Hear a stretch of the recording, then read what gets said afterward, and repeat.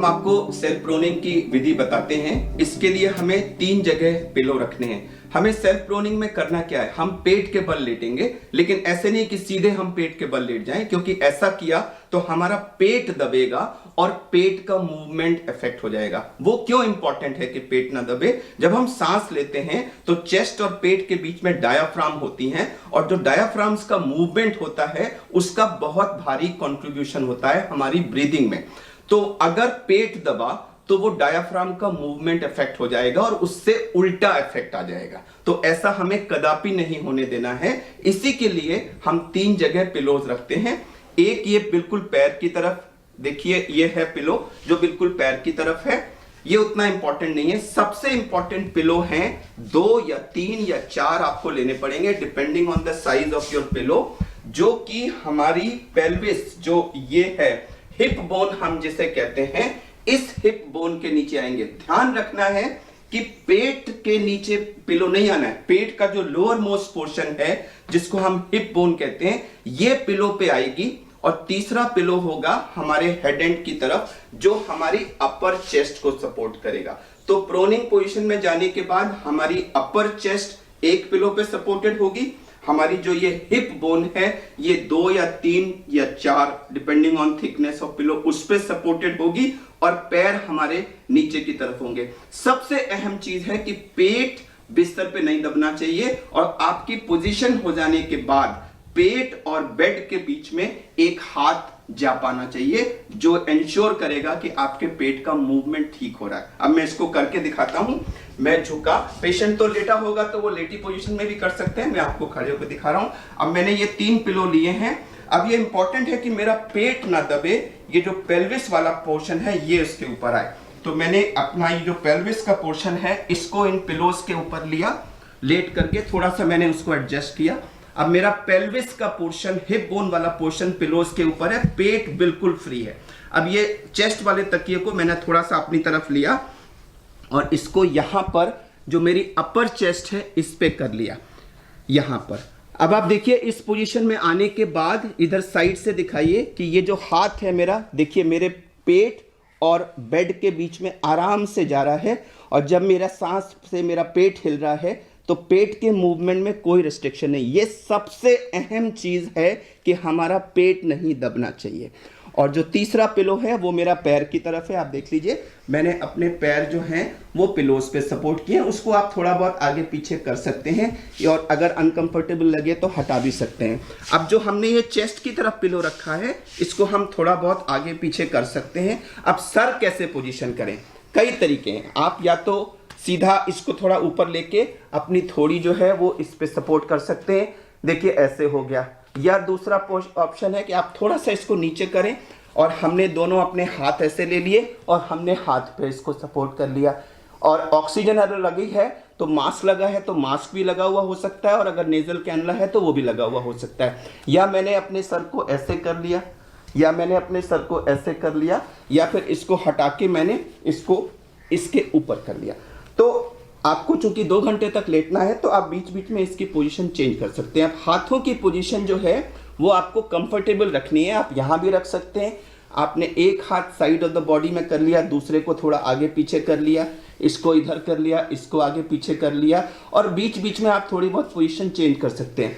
बीच में अगर संभव हो, अगर आपको थकान ना हो और ऐसा करने पे आपका ऑक्सीजन ना कम हो रहा हो, तो आप थोड़ी देर के लिए बीच में चेस्ट को ऐसे उठा करके डीप ब्रीदिंग की एक्सरसाइज भी कर सकते हैं, और फिर आप वापस आ सकते हैं। ध्यान रहे कि ये सैचुरेशन लगा के करें। अगर आपको ब्रेथलेसनेस हो रही है, टायर्डनेस हो रही है, या सैचुरेशन ऐसा करने पे ड्रॉप होता है तो ऐसा ना करें। तो ये हुई प्रोनिंग की पोजीशन, जिसमें चेस्ट के नीचे पिलो है, मेरी पेल्विस के नीचे, हिप बोन के नीचे पिलो है, और पैर के नीचे पिलो है, और मेरे पेट और बेड के बीच में जगह है। अब आइडियली 2-3 घंटे अगर आप इस पोजीशन में लेट सकें तो आप देखेंगे आधे घंटे के अंदर ही आपके सैचुरेशन में 5 से 10% का इंप्रूवमेंट आ जाएगा।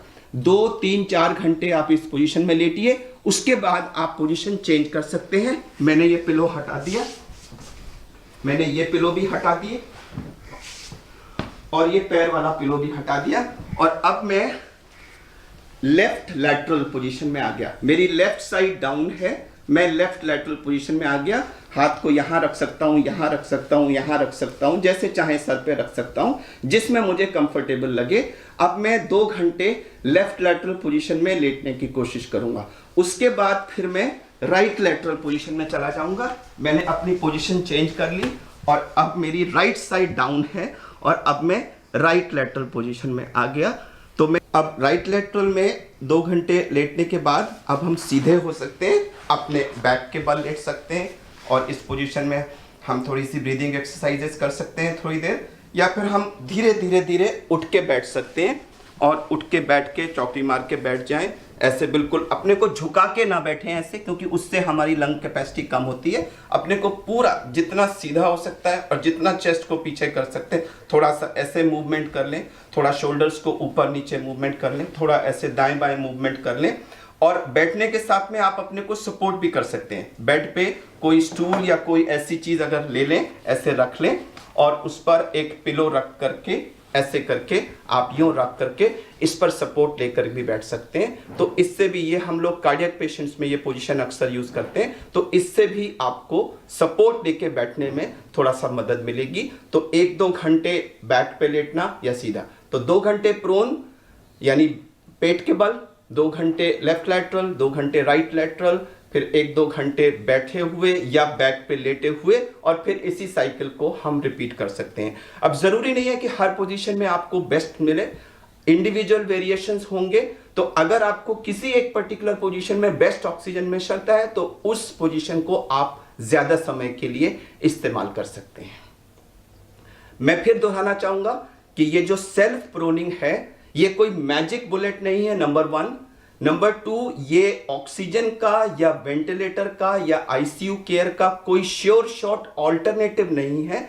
यह हर घर में आसानी से बिना किसी इक्विपमेंट के, बिना किसी एक्सपेंडिचर के कर सकी जाने वाली प्रूव्ड, साइंटिफिकली प्रूव्ड इफेक्टिव एक मेथड है।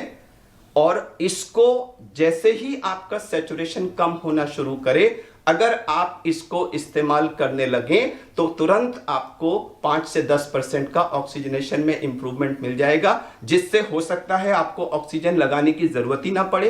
एक, या जब तक आप ऑक्सीजन या बेड का अरेंजमेंट करते हैं तब तक कम से कम आपका सैचुरेशन इंप्रूव हो जाएगा। और अगर ऑक्सीजन भी आप लगानी पड़ी तो हो सकता है उसकी मात्रा हमें कहीं कम इस्तेमाल करनी पड़े, जो आज की तारीख में बहुत इंपॉर्टेंट है। तो ये सेल्फ प्रोनिंग एक साइंटिफिकली प्रूव मेथड है। आईसीयूज में पूरी दुनिया में वेंटिलेटेड पेशेंट्स में इसका इस्तेमाल होता है, और जहां जहां रिसर्च हुई है 3/4 से ज्यादा पेशेंट्स में इससे सिग्निफिकेंट बेनिफिट प्रूव हुआ है। In fact it has been proved कि ये आईसीयू पेशेंट्स में डेथ रेट को कम करता है। तो जो इतना वेल प्रूव्ड मेथड है उसका हम घर पे इस्तेमाल क्यों ना करें। कुछ लोगों ने पूछा कि जिनका अभी ऑक्सीजन गिरना नहीं शुरू हुआ लेकिन वो अभी कोविड से पीड़ित हैं, क्या वो भी कर सकते हैं? तो कर सकते हैं, इसमें कोई नुकसान नहीं है। इसका प्रॉपर एप्लीकेशन तो उनके लिए है जिनका ऑक्सीजन गिरना शुरू हो गया, बट दूसरे लोग भी अगर belly down, right lateral, left lateral बैठा इस पोजीशन में चेंज करते रहेंगे तो कोई नुकसान नहीं होगा, फायदा भले ही हो सकता है। 4-5 कंडीशंस हैं जिसमें प्रोनिंग नहीं करनी है। एक तो गर्भवती महिलाएं, उनको ये नहीं करना है। जो लोग बहुत ज्यादा ओबीज हैं और उनकी बेली बहुत आगे पेट है, तो उनके कितने भी पिलो लगा लें आप, उनको पेट दबेगा, तो उनको नहीं करना चाहिए। अगर आप हार्ट पेशेंट हैं तो प्लीज आप इसको मत करिए, क्योंकि हो सकता है इससे आपको कुछ हार्ट फेलियर की प्रॉब्लम ना हो जाए। अगर आपकी स्पाइन की कोई मेजर प्रॉब्लम है, कोई स्पाइन की आपको स्पॉन्डिलोसिस या स्पाइन की कोई प्रोलैप्स डिस्क वगैरह की प्रॉब्लम है, आपको हिप बोन का कोई ऑपरेशन हो चुका है, पैर में किसी बोन्स वगैरह का फ्रैक्चर है या किसी चीज का ऑपरेशन हो चुका है, तो कृपया ये ना करें, क्योंकि हो सकता है कहीं उन फ्रैक्चर रिपेयर साइट्स को कहीं इससे नुकसान ना हो जाए। एक और चीज, खाना खाने के तुरंत बाद ऐसा ना करें, क्योंकि उस समय पेट थोड़ा फूला होता है, तो तुरंत बात करने से आपको उल्टी आने की या इस तरह की संभावना हो सकती है। दूसरा, अगर ऐसा करने पर आपको कोई डिस्कंफर्ट हो रहा है, बहुत तकलीफ हो रही है, तो फिर आप ऐसा ना करें। कई बार लोगों ने रिपोर्ट किया है कि जैसे ही वो प्रोन पोजीशन में जाते हैं खांसी आ जाती है, तो थोड़ी देर अगर खांसी आ रही है तो उसको टॉलरेट कर लें, जरूरत हो तो उस पोजीशन में आप नेबुलाइजर भी ले सकते हैं, और प्रायः मैंने देखा है कि थोड़ी समय के बाद वो एडजस्ट हो जाते हैं और वो खांसी कंट्रोल हो जाती है।